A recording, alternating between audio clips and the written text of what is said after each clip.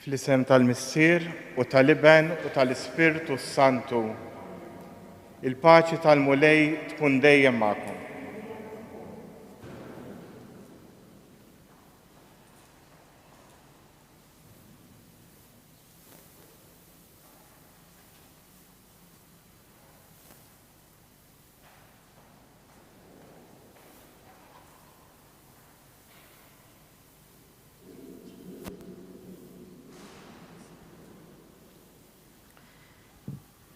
Qari mill-Evanġelju skont San Luqa.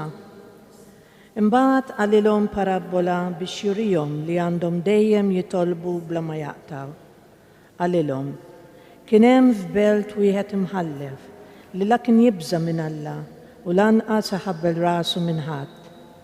F'dik il-belt kien hemm waħda armla u kienet tmur għandu u tgħidlu: għamilli ħaq kontra l-għadu tiegħi. U ma rridx u dam ħafna hekk. Iżda mbagħad bejnu u bejn ruħu qal: mhux għax nibża minn Alla jew għax se nħabber rasi min-nies, imma għall-inqas għax din l-armla dejqitni, ħanamlilha ħaq biex ma tibqax ġejja u sejra sa ma tifnini. U l-mulej qal: isimgħu ftit x'jgħid l-imħallef il-ħażin. Imbagħad Alla lil magħżulin tiegħu li jgħajtulu lejl u nar sejjer ma jagħmlilhomx ħaq, se joqgħod itawwal magħhom. Jien ngħidilkom li malajr jagħmlilhom ħaq. Imma taħsbu intom li bin il-bniedem se jsib il-fidi fuq l-art meta jiġi. Il-kelma tal-Mulej, it-tifħir lilek Kristu.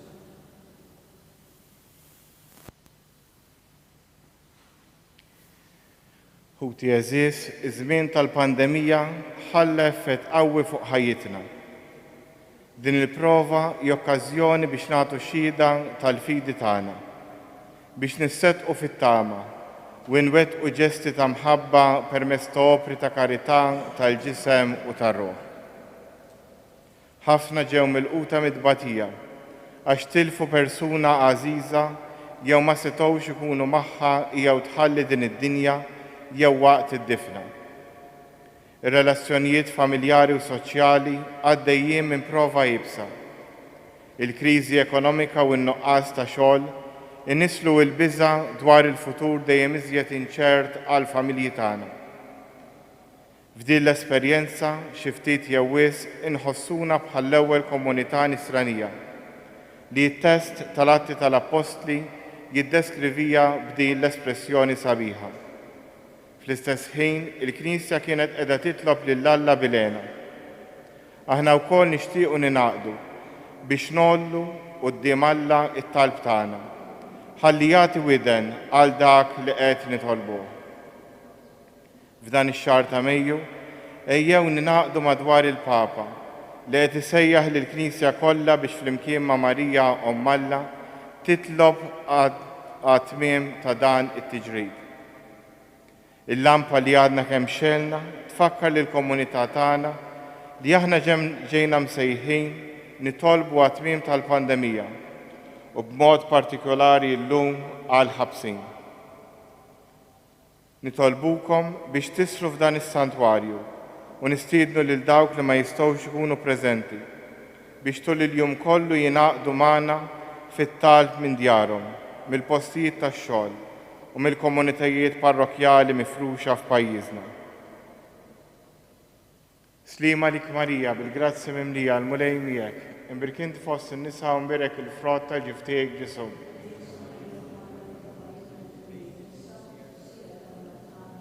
Slima lik Marija, bil-grazzi mimlija l-Mulej miegħek, imbirkint fost in-nisa u mbirek il-frott tal-ġif tiegħek Ġesu.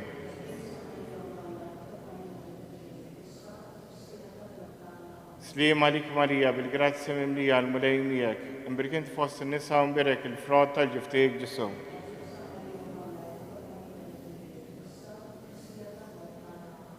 Taħt il-ħarsin tiegħek nistkennu, Om Quddiesa ta' Alla, la twarrafx minn quddiemek it-talb li nagħmlulek fi ħtiġijietna, u eħlisna dejjem minn kull tiġrid, o Verġni glorjuża u mbirka. Amen.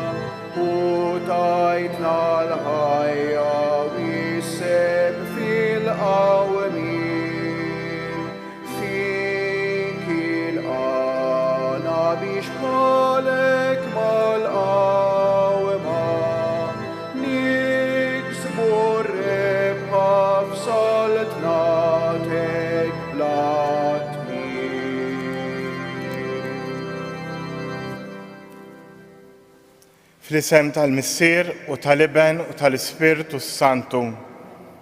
Grazzi lilkom Muslim minn Alla Missierna u Sidna Ġesu Kristu. Hu tal-eżis l-lum qegħdin nofrdi l-Quddiesa għar-Ruħ Pawla Joseph għar-Ruħ Clayton Kakija. Hekk illum qegħdin nibdew in-novena tal-Ispirtu Santu. Hekk f'dan l-ewwel jum qegħdin nitolbu lill-Ispirtu biex is-solitudni tinbidel fi fraternità.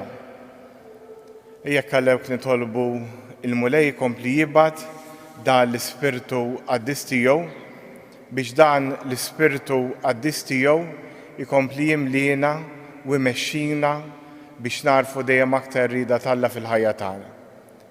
U biex nitħejju tajjeb għal dan il-misteru li issa qegħdin niċċelebraw, jew nitolbu maħfra l-Mulej għal dawk id-drabi li fihom inqasnieh.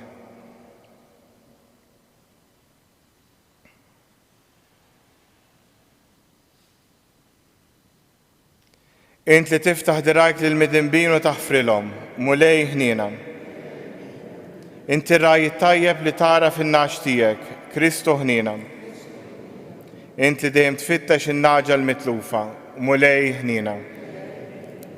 Iħenna lina Alla li jista' kollox, jaħfrinna dnubietna u jwassalna għal ħajja ta' dejjem. Nitolbu. U Alla bil-qawmien ta' Kristu mill-imwiet, inti ġeddidna għal ħajja ta' dejjem. Erfana lill-Awtur tas-salvazzjoni tagħna li qiegħed fil-leminija tiegħek biex meta hu s-Salvatur tagħna jiġi fil-kobor tiegħu, inti tlibbes bilena l-ħajja tat-tajbin lil dawk li tajthom tweli ġdid bil-Magħmudija. Bibnek Ġesu Kristu Sidna li hu Alla u miegħek jgħix wisaltan flimkien mal-Ispirtu Santu għal dejjem ta' dejjem.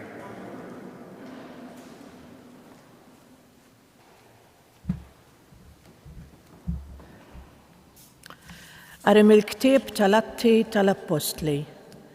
F'dak iż-żmien Pawlu ħalla Ateni u mar Korintu. Hemm sab wieħed ludi minn Pontu jismu Akwila li kien għadu kemm wasal mill-Italja ma' martu Priscilla għax l-Imperatur Klawdju kien ordna biex il-lud kollha jitilqu minn Ruma. Pawlu mar għandhom u billi kellu l-istess sena tagħhom għad jaħdem magħhom. Is-sena tagħhom kienet li jagħmlu t-tienet. Kull nhar ta' Sibt kien imur jiddiskuti fis-sinagoga u jfittex li jipperswadi lil-Lut u l-Griegi. Meta Sila u Timotju waslu mill-Maċedonja, Pawlu ta' ruħu kollu kemm hu għax-xandir tal-kelma u kien jixhed lil-Lut li Ġesu huwa l-Messija. Iżda huma waqfulu u bdew jidaw u għalhekk Pawlu farfar ħwejġu għalilhom. Intom taħtu għat-telfin tagħkom, jien m'għandix ħtija. Min issa l-qudiem se ngħaddi għal għand il-pagani. Imbagħad telaq minn hemm u mar għand wieħed jismu Titu Ġustu li kien iqim lill-Alla u li daru kienet ma' ġenb is-sinagoga. Krispu il-kap tas-sinagoga u l-familja tiegħu kollha emmnu fil-Mulej u ħafna mill-Korintin li kienu jisimgħu lil Pawlu emmnu huma wkoll u tagħmdu. Il-kelma tal-Mulej. Il-Mulej għarraf is-salvazzjoni tiegħu lill-ġnus. Il-Mulej għarraf is-salvazzjoni tiegħu lill-ġnus. Għannu lill-Mulej għanja ġdida għax għamel ħwejjeġ tal-għaġeb. ġibitlu ir-rebħa ħall-leminija tiegħu u drieħ imqaddes tiegħu. Il-mulej għarra fis-salvazzjoni tiegħu lill-ġnus. Għarra fil-mulej is-salvazzjoni tiegħu, f'għajnejn il-ġnus wera il-ġustizzja tiegħu. Ftakar fit-tieba u l-fedeltà tiegħu mal-poplu ta' Iżrael. Il-mulej għarra fis-salvazzjoni tiegħu lill-ġnus. L-art kollha minn tarfa għal ieħor rat is-salvazzjoni ta' Alla tagħna. Għajtu bil-ferħ lil mulej fl-art kollha, infexxu fil-għena, ifirħu u għannu. Il-mulej għarra fis-salvazzjoni tiegħu lill-ġnus. Alleluja, alleluja. Ma nħallikomx il-tiema jgħid il-mulej, nerġa' niġi għandkom u qalbkom tifraħ. Alleluja.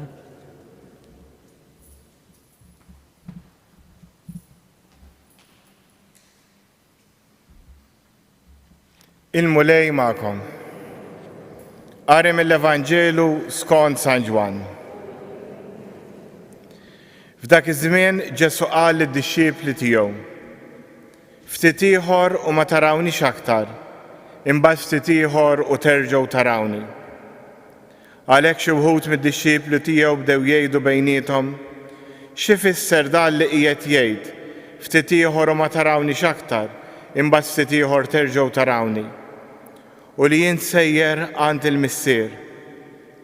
Għalhekk qalulu: x'inhu dan il-ftit ieħor li hu li jien qiegħed tgħid?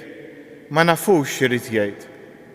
Ġesu għaraf li xtaqu jistaqsuh, għalhekk qalilhom: qegħdin tistaqsu lil xulxin fuq dak li jgħid, ftit ieħor u ma tarawniex aktar, imbagħad ftit ieħor u terġgħu tarawni?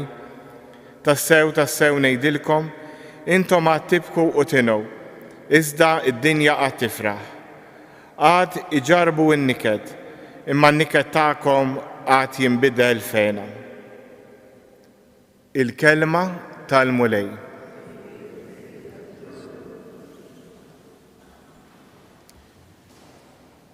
Il-Vanġelu tal-lum jerġa' jlaqqana nistgħu ngħidu mal-misteru tal-Għid. Il-misteru tal-Għid li x'in taraħ biċċa biċċa jew x'in tkun tgħixu ma jiftihemx, però wara imbagħad l-affarijiet jiftehmu.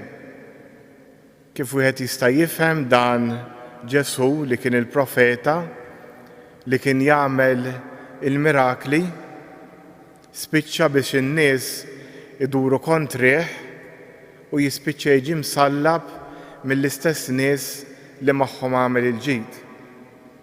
Jekk taqra l-istorja dak il-ħin u sa dakinhar ma tifhem xejn u tispiċċa bħalma kienu spiċċaw id-dixxiepli f'niked u moħbija ingħalqu fihom infushom.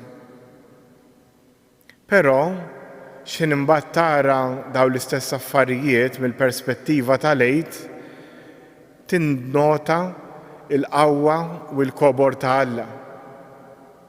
Dawk l-affarijiet li deru aħjar qatt ma ġraw fil-ħajja ta' Ġesu, fil-ħajja tad-dixxiepli, isiru l-fulkru, isiru ċ-ċentru ta' dak kollu li jsir wara. Issa dan li jgħixu l-Apostli, dan li jgħix Ġesu, jista' ukoll u mhux jista' biss jiġri wkoll fil-ħajja tagħna. Xi drabi l-ħajja twaslek biex tgħix ċerta passaġġi li tkun tixtieq li qatt ma eżistew. Tkun qed tippjana mod ieħor. Però mbagħad jgħaddi żmien u bil-għajnuna t'Alla, bil-qawwa t'Alla, tgħid imnalla ġrali hekk, għax kieku dan l-opportunitajiet ma kinux jiġu, għax kieku ma kontx nintaqa' ma' dik il-persuna, għax kieku l-karattru tiegħi kien ikun differenti ħafna. Hekk qegħdin illum fil-bidu ta' din in-novena tal-Ispiritu Santu u dan il-proċess ta' passjoni, mewt qawmien, dal-proċess ta' minn mewt li tgħaddi għal ħajja, ngħixuh u jirnexxina ngħixuh biss bil-qawwa tal-Ispiritu Santu u bil-qawwa tad-doni li jagħtina, d-don tal-għerf li nibdew nirraġunaw l-affarijiet bil-ħsieb ta' Alla, id-don tal-fema li nibdew naraw l-affarijiet mill-qalb ta' Alla, id-don tal-qawwa li jenna nimxu u nibdlu l-passi tagħna biex dak li jnebbaħna fil-qalb tagħna rwettquh, id-don tal-kunsill li nkunu kapaċi nissemgħu u nieħdu l-pariri mingħand ħaddieħor u nagħtu, id-don tax-xjenza li ma nibbażawx biss fuq l-idejat tagħna imma naraw b'mod oġġettiv l-affarijiet, id-don tat-talb tal-pjetà li nintela' aktar f'idejn Alla, u fl-aħħar il-biża' minn Alla mhux li nibża' minnu bħat-tfal iż-żgħar, imma li nkun dejjem konxju li joħobni kif jien. Dawn id-doni tal-Ispirtu jistgħu jgħinuni nimxi l quddiem u ngħix dan il-misteru kbir fil-ħajja tagħna. Għalhekk jew noqogħdu ftit fiskiet kemm issa waqt din il-Quddiesa kif ukoll wara fid-djar tagħkom, ejjew illum nibdew nittalbu lill-Ispirtu biex jinżel fina bid-doni tiegħu mhux għall-ġid tagħna biss imma għall-ġid tan-nies ta' madwarna. Fiskiet nitolbu fuq dan.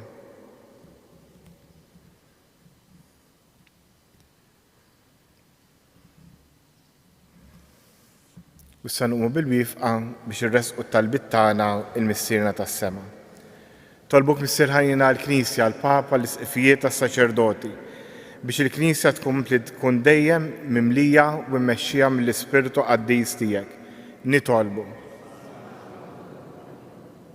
Tolbuk Missier ħanina għalina l-koll biex bil-qawwa tal-Ispirtu Quddies tiegħek aħna nkomplu ngħixu l-proċess tal-passjoni, il-mewt u l-qawmien fil-ħajja tagħna mingħajr ħafna tfixkil u tħassib żejjed. Nitolbu. Resqulek Missier ħajn ukoll il-Pellegrini kollha jiġu jżuru dan is-santwarju, dawk li qed seguna permezz tal-midja soċjali. Nitolbuk illum biex tibgħat l-Ispirtu Quddies tiegħek fuq dawk fostna li għandhom bżonn jieħdu deċiżjonijiet kbar fil-ħajja tagħhom. Nitolbu. U issa fiskiet jew resqu talbna lill-missierna tas-sema.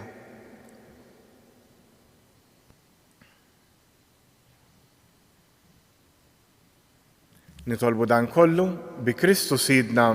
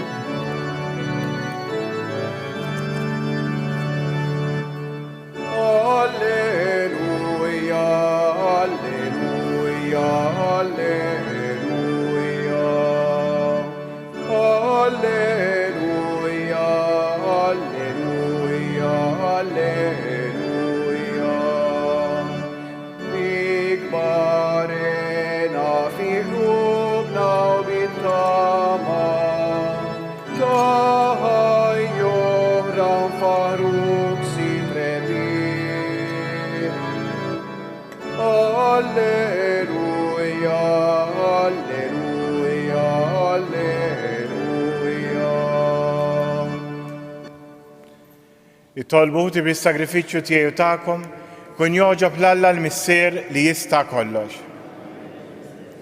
Fittxu għat-tifħir u glorja ta' ismu, għat-tiġijiet tagħna u tal-Knisja mqazza kollha tiegħu. Jitlaq quddiemek mulej it-talb tagħna flimkien mal-offerta li qegħdin nagħmlulek biex issa li jogħġbok tnaddafna minn ħtijietna, nitħejjew b'ħajja tajba għas-sagramenti ta' ħniena tiegħek. Bi Kristu Sidna il-mulej ma'kom. Nerfgħu qlubna l fuq. Niżżoħħar lill-mulej Alla tagħna. Sewwa u xieraq tas-sew mulej, tajjeb ta' ġid tas-salvazzjoni tagħna, li dejjem nistqarru l-glorja tiegħek. Iżda ferħ akbar inxandruha f'dan iż-żmien li fih ġie sagrifikat Kristu il-ħaruf tal-Għid tagħna. U qeret il-ħażen tagħna tal-imoddi, ġeddet il-ħolqien kollu li kien iġġarrab u reġa' tagħna il-ħajja fis-safa kollu tagħha. Għalhekk dan il-ferħ tal-Għid imxerret ma' kull imkien fid-dinja, il-bnedmin kollha jimtlew bil-għena u l-qawwiet tas-sema mas-setat tal-anġli jinxġulek innu ta' glorja u bla għedha itennulek. Quddies, Quddies, Quddies, Is-semawit u l-art mimlija bil-glorja tiegħek. Osanna fl-ola tas-semawit. Imbierek minn ġej f'isem il-mulej. Osanna fl-ola tas-semawit. Qaddis tas-sew int mulej inti l-għajn ta' kull qdusija. Qaddes għalhekk nitolbuk dan l-offerti bil-barka tal-Ispirtu tiegħek biex isiru għalina il-ġisem u d-dem ta' Sidna Ġesu Kristu, li meta kien se jingħata biex mir-raħi ħibati, ħal ħobs radd il-ħajr, qasam tal-id-dixxipli tiegħu u qal: ħudu u kulu il-kol minn dan, għax dan huwa ġismi li jingħata għalikom.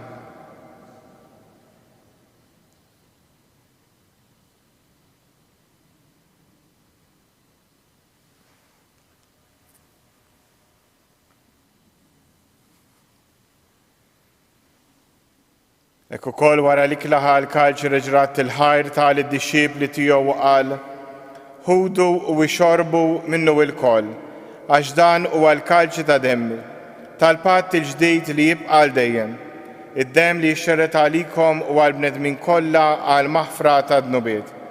Għamlu dan b'tifkira tiegħi.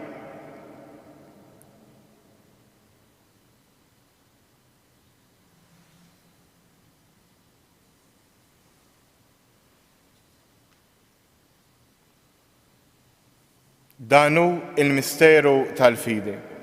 Inħabru l-mewt tiegħek mulej, inxandru bil-feħl għaw minn tiegħek, nistennewk sa ma tiġi fil-glorja. Għalhekk aħna nagħmlu dan tifkira tal-mewt u l-qawmien ta' Sidna Ġesu Kristu, nofrulek mulej il-ħobs tal-ħajja u l-kalġ tas-salvazzjoni, u rroddulek ħajra xogħġbok tilqana hawn quddiemek biex naqdu. U miċ-ċokontana nitolbu li l-Ispirtu Santu jaqadna f'ġisem wieħed, li jenna nieħdu sem il-ġisem u d-dem ta' Kristu. Ftakar mulej fil-Knisja tiegħek imxerda mad-dinja kollha, wettaha fl-imħabba, fl-imkien mal-Papa Franġisku, l-Isqof tagħna Anton u mal-Ministri tiegħek kollha. Ftakar ukoll fħutna li raqdu bit-tama tal-qawmien, ftakar fi Klejtin, ftakar fil-mejtin kollha, daħħalhom quddiemek fid-dawl tas-sebħ tiegħek. Ħenna lina l-koll nitolbuk, għatrinna u koll il-wirt tal-ħajja ta' dejjem, flimkien mal-Verġni Mqazza u Malla Marija, żewġa Ġuzeppi, l-Apostli u l-Qaddisin kollha li jgħix fil-ħbiberija tiegħek sa mill-bidu tad-dinja. Għamel li magħhom infaħruk u nsebħuk b'Ġesu Kristu ibnek. Bi Kristu, ma' Kristu u fi Kristu, jingħata lilek Alla missier li tista' kollox, flimkien ma' l-Ispirtu Santu, kull ġieħu glorja għal dejjem ta' dejjem. Immexxija mill-istess Spiritu li mexxa lil Ġesu, ejjew nitolbu t-talba li hu stess għallimna. Missierna li inti fis-semawit, jitqaddes ismek, tiġi saltnatek, ikun li trid int kif is-sema hekk fl-ard. Ħobżna ta' kuljum għatina llum, aħfrinna dnubietna, bħalma naħfru il-minu ħati għalina, la ddaħħalniex fit-tiġrib, iżda ħlisna mid-deni. Eħlisna nitolbuk mulej minn kull deni, għatina fit-tieba u l-ħnina tiegħek il-paċi fi żmienna, biex inkunu ħielsa dejjem midnub u imħarsa minn kull inkwiet.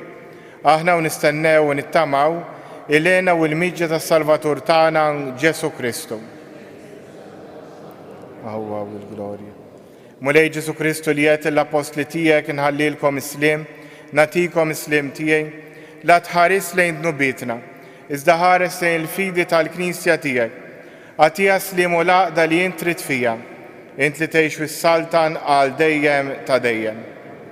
Il-paċi tal-mulej tkun dejjem magħkom. Għatu l-paċi lil xulxin. Ħaruf Talla, tneħħi d-nubiet tad-dinja ħenna lina. Ħaruf Talla li tneħħi d-nubiet tad-dinja ħenna lina. Ħaruf Talla li tneħħi d-nubiet tad-dinja għatina il-paċi. Danu il-ħaruf Talla, danu li jneħħi d-nubiet tad-dinja. Ħen jindawk li huma mistiedna għall-ikla tal-ħaruf. Li tidħol taħt is-saqaf tiegħi, żdejt bis-kelma waħda u ruħi tkun imfejqa. Il-ġisem ta' Kristu.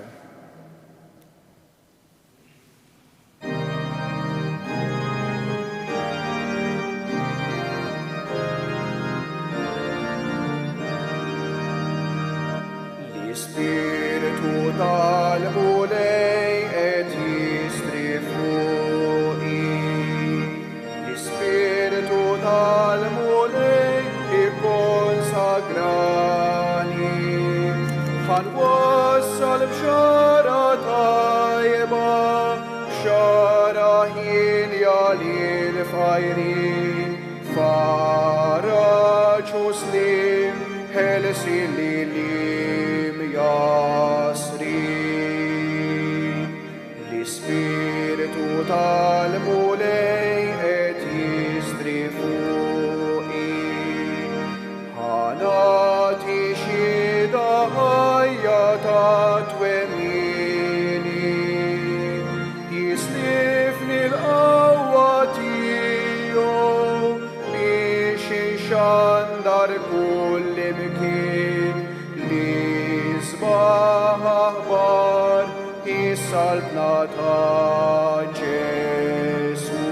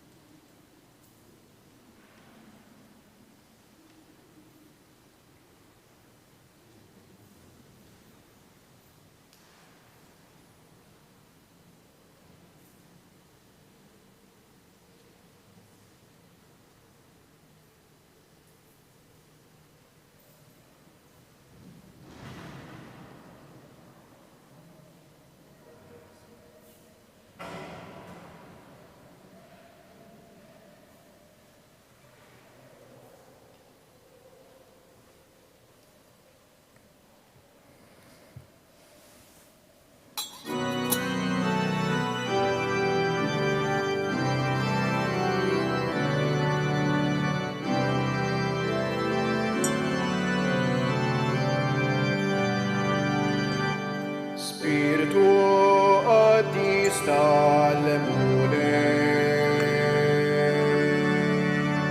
dawa lil moħħna lil qalbna bisbih, kuna lina ser milja ta' kull fer, qawwi lil ruħna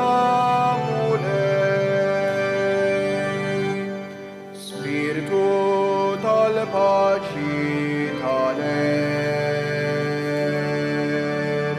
għallimna nħobbu u naflu bl-arbin, ġeddet wiċċi l-art fejja minna l-mart, ejja aħjina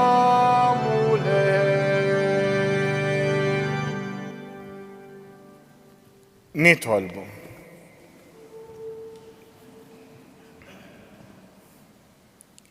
U Alla ta' dejjem tista' kollox, inti ġeddidna għal ħajja ta' dejjem bil-qawmien ta' Kristu mill-imwiet.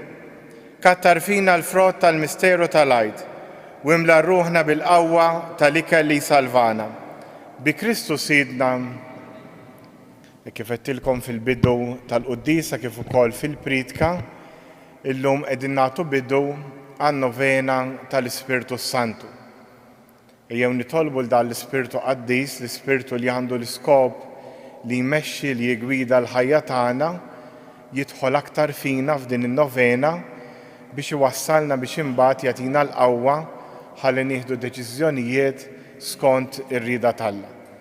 Minn dawn id-deċiżjonijiet nibbenefikaw mhux biss aħna meta ġejjin minn Alla, imma wkoll il-familji tagħna, il-Knisja u s-soċjetà. Hekk il-Knisja wkoll qed tistedinna biex f'dejn in-novena nagħmlu ftit sforzi biex nattivaw dan l-ispirtu li hemm fina. U billi qegħdin fi żmien tal-pandemija għal min jixtieq l-impenn li qed toffri l-Knisja llum u li nagħmlu telefonata lil xi persuna li forsi qed tħossha waħedha. Jekk nafu lil xi ħadd li forsi magħluq id-dar ħadd ma jista' jżuru minħabba l-pandemija, illum hu ċ-ċans biex nerġgħu nċemplulu u forsi dan l-impenn imbagħad inżommuh ukoll matul is-sena. Il-mulej magħkom. U jberikkom Alla li jista' kollox, il-Missier, l-Iben u l-Ispirtu Santu. Morru u għejxu fil-paċi ta' Kristu.